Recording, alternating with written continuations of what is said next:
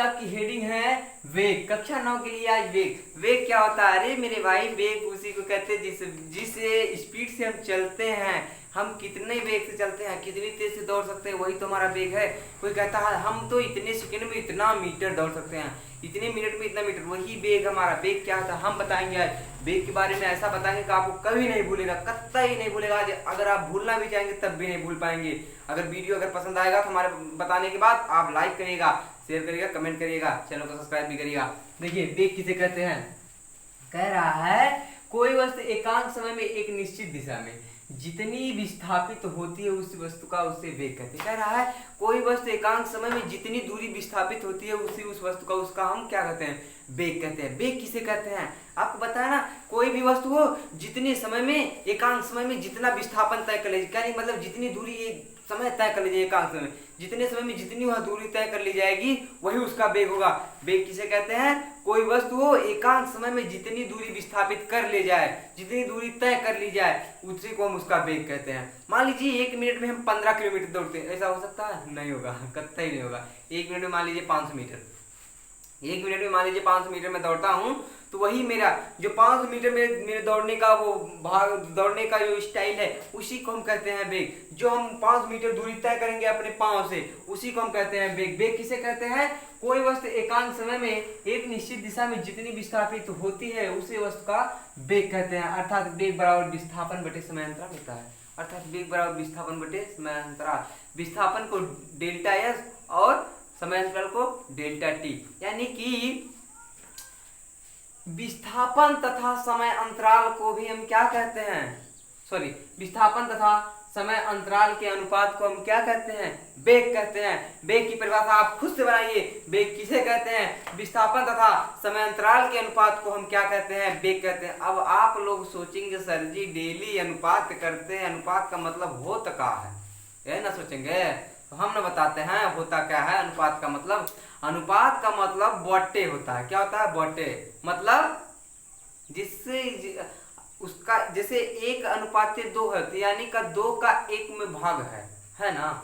एक जैसे 2:1 है, तो इसका मतलब है कि 1/2 का, सॉरी 1:2, 1:2 है तो 1/2 का भाग है, 2 भागे 1 न कर देंगे तो यही है इसका मतलब है। इन तीनों का मतलब एक होता है, इन तीनों का मतलब वही होता है जो ऊपर लिखा गया। तो वही कह रहा है कि वेग बराबर विस्थापन बटे में समय अंतराल ds बटे में dt।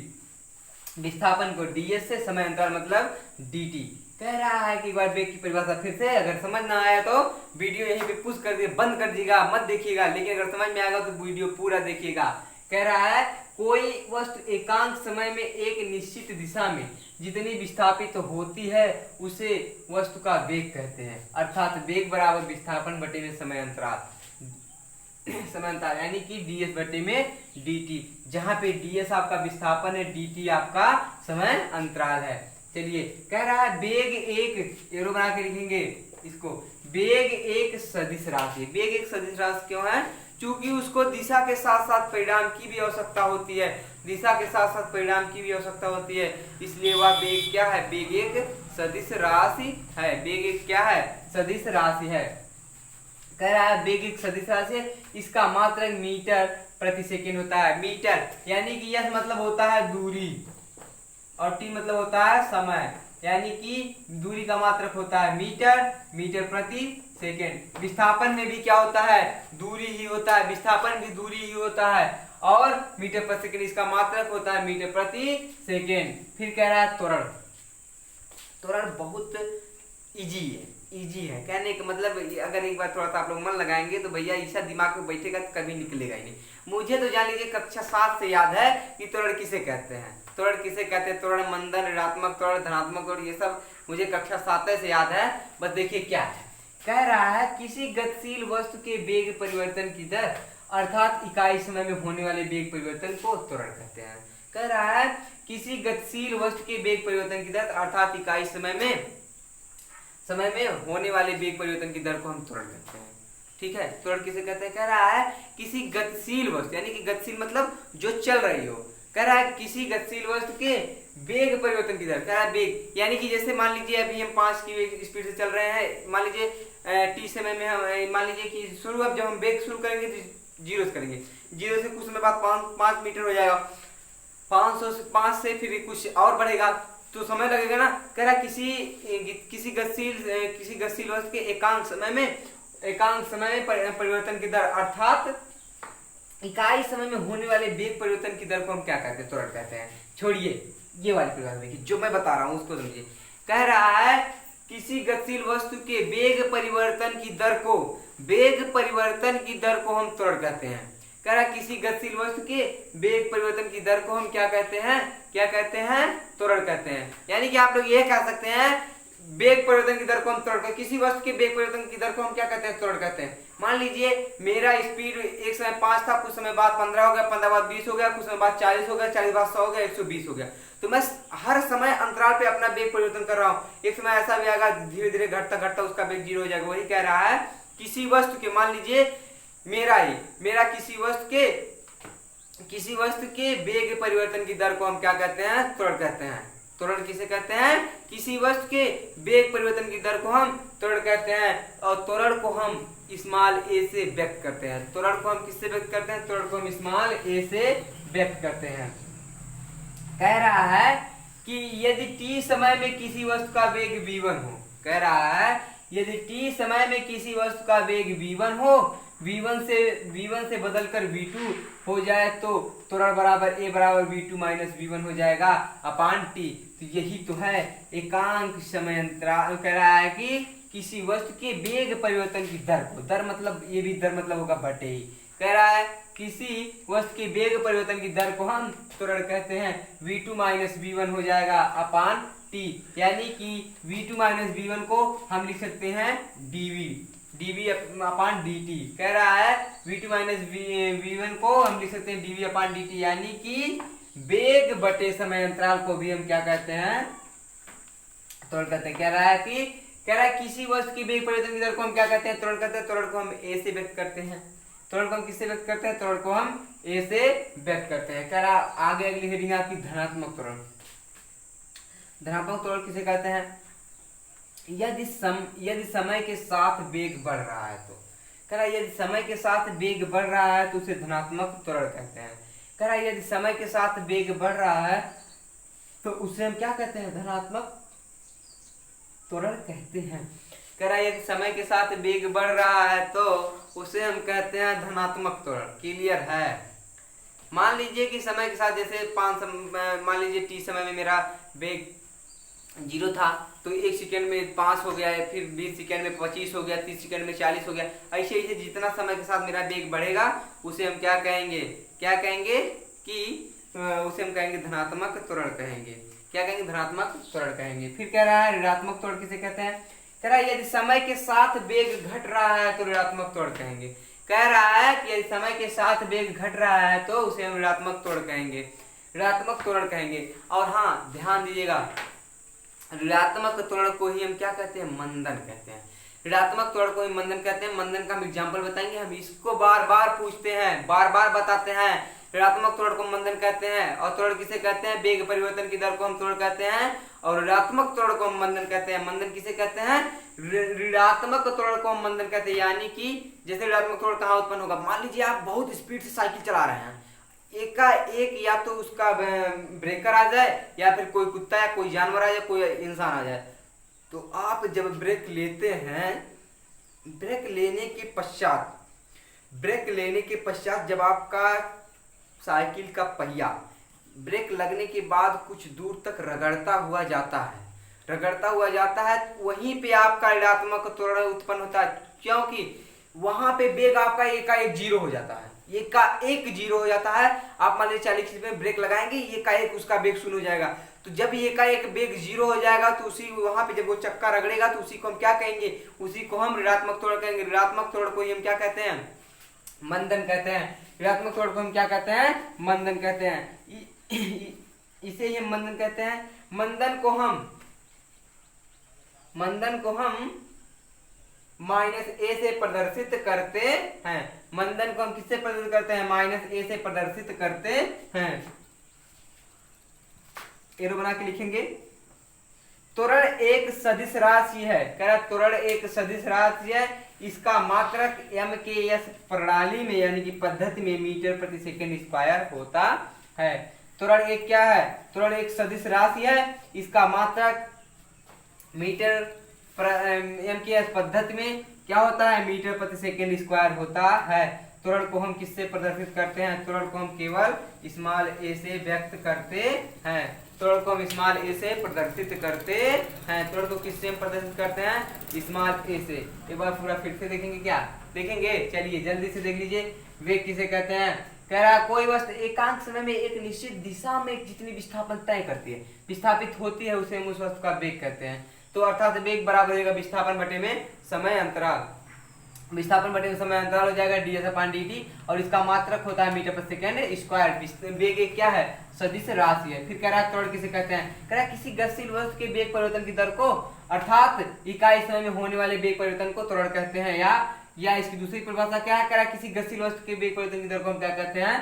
त्वरण कहते हैं। यदि t समय में किसी वस्तु का वेग v1 हो, v से बदलकर v2 हो जाए तो त्वरण बराबर हो जाएगा a बराबर हो जाएगा v2 - v1 या डेल्टा v अपान डेल्टा t का। धनात्मक त्वरण किसे कहते हैं? कह रहा है यदि समय के साथ वेग बढ़ रहा है तो, कह रहा है यदि समय के साथ वेग बढ़ रहा है तो धनात्मक त्वरण कहलाता है। ऋणात्मक त्वरण किसे कहते हैं? कह रहा है यदि समय के साथ वेग घट रहा है तो उसे ऋणात्मक त्वरण कहते हैं। और ऋणात्मक त्वरण को ही मंदन कहते हैं। मंदन कैसे उत्पन्न होता है? जब हम काफी स्पीड से जाते हैं, एकाएक हमारा ब्रेक लगने के बाद हमारा वेग 0 हो जाता है, वहीं पे हमारा ऋणात्मक त्वरण उत्पन्न होता है। और त्वरण एक कैसी राशि? त्वरण एक सदिश राशि है, इसका मात्रक MKS पद्धति में मीटर प्रति सेकंड स्क्वायर होता है। त्वरण को हम कैपिटल A से व्यक्त करते हैं। चलिए आपको थोड़ी सी और दो हेडिंग पढ़ा देते हैं। चलिए आपकी अगली हेडिंग गुरुत्वीय त्वरण। गुरुत्वीय त्वरण किसे कहते हैं?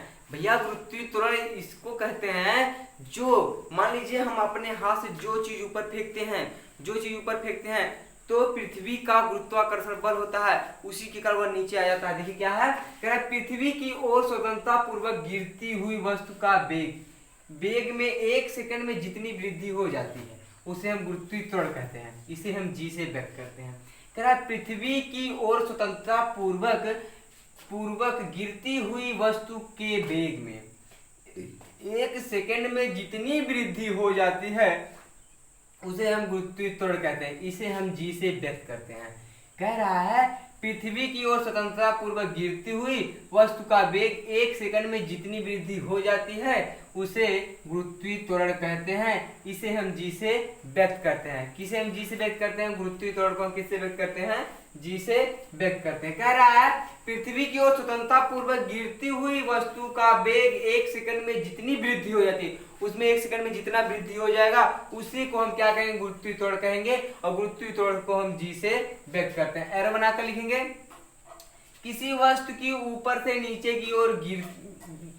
की ओर गति में g का मान धनात्मक तथा नीचे से ऊपर की ओर गति में g का मान ऋणात्मक होता है। कह रहा है किसी वस्तु की ऊपर से नीचे की ओर आने में, कह रहा है नीचे की ओर जब आती है वस्तु तो गति में g का मान क्या होता है? धनात्मक होता है। यदि हम उसको ऊपर उछालते हैं तो उसमें गति में g का मान क्या होता है? मान लीजिए कोई वस्तु हम जब उसको उछालेंगे तो जब ऊपर जाएगी तो क्या होगा? उसमें ऋणात्मक मान होता है। जब ऊपर से वह नीचे पृथ्वी की तरफ आती है तो उसमें गुरुत्वीय त्वरण का मान g का मान क्या होता है? धनात्मक होता है। फिर कह रहा है अगली हेडिंग चाल और वेग में अंतर। चाल और वेग में बहुत मोस्ट इंपॉर्टेंट है, ये 2 नंबर का आपका हमेशा पूछ लेता है। कह रहा है एकांक समय में चाल और एक तरफ चाल है दूसरी तरफ वेग। कह रहा है एकांक समय में वस्तु के द्वारा तय की गई दूरी उसकी चाल कहलाती है। कह रहा है एकांक समय में वस्तु के द्वारा तय की गई दूरी उसकी चाल कहलाती है। कह रहा है एकांक समय में तय की गई वस्तु की दूरी चाल कहलाती है। फिर कह रहा है एकांक समय में हुआ विस्थापन वस्तु का वेग कहलाता है। कह रहा है इसमें एकांक समय में वस्तु के द्वारा तय की गई दूरी और इसमें कह रहा है एकांक समय में हुआ विस्थापन। कह रहा है एकांक समय में हुआ विस्थापन वस्तु का वेग कहलाता है। इसमें एकांक समय में तय की गई वस्तु के द्वारा तय की गई दूरी को चाल कहते हैं। इसमें कह रहा है एकांक समय में तय किया हुआ विस्थापन क्या है? विस्थापन वस्तु का वेग कहलाता है। कह रहा है चाल एक अदिश राशि है। चाल एक अदिश राशि है। वेग एक सदिश राशि है। वेग क्या है? वेग एक सदिश राशि है। कह रहा है इसका मान सदैव धनात्मक, चाल का मान सदैव धनात्मक होता है और वेग का मान धनात्मक तथा ऋणात्मक दोनों प्रकार का हो सकता है। फिर कह रहा है नंबर 4, औसत चाल नियत होती है। और एक चाल के साथ एक औसत चाल। औसत चाल मतलब समझ रहे हैं? औसत चाल मतलब कुल चाल बटे में कुल समय अंतराल, जितनी दूरी तय की गई रहेगी उसको जोड़कर जितना समय रहेगा उसको जोड़कर उससे भाग देंगे, वही आपका औसत चाल हो जाएगा। कह रहा है कि औसत चाल बटे में औसत चाल नियत होती है और इसका वेग का क्या होता है? औसत वेग नियत नहीं होता है। इसका क्या है? चाल में औसत चाल इसका नियत होता है और उसका औसत वेग नियत नहीं होता है। एक बार पूरा फिर से देख लीजिए। कह रहा है पृथ्वी की ओर, कह रहा है पृथ्वी की ओर स्वतंत्रता पूर्वक गिरती हुई वस्तु के वेग में 1 सेकंड में जितनी वृद्धि होती है उसे गुरुत्वीय त्वरण कहते हैं। इसे हम जी से व्यक्त करते हैं। फिर एरो बना के लिखेंगे, किसी वस्तु को ऊपर से नीचे की ओर गति में जी का मान क्या होता है? धनात्मक होता है, तथा ऊपर से नीचे से ऊपर की ओर गति में जी का मान क्या होता है? ऋणात्मक होता है। यानी कि नीचे से जब ऊपर जाएगी उसका जी का मान क्या होगा? ऋणात्मक होगा। जब ऊपर से नीचे आती है तो धनात्मक होता है। कह रहा चाल और वेग में अंतर। चाल और वेग में अंतर क्या देख लीजिए। कह रहा एकांक समय में वस्तु के द्वारा, कह रहा एकांक समय में वस्तु के द्वारा तय की गई दूरी को हम चाल कहते हैं। फिर वेग में क्या है? एकांक समय में हुआ विस्थापन वस्तु का वेग कहलाता है। फिर कह रहा है सदिश, क्या है कि चाल एक सदिश राशि है, वेग एक चाल एक अदिश राशि है, वेग एक सदिश राशि है। फिर कह रहा है इसका मान सदैव धनात्मक होता है। और चाल का मान क्या होता है? सदैव धनात्मक होता है, लेकिन वेग का मान धनात्मक तथा ऋणात्मक दोनों प्रकार का हो सकता है। फिर औसत चाल किसे?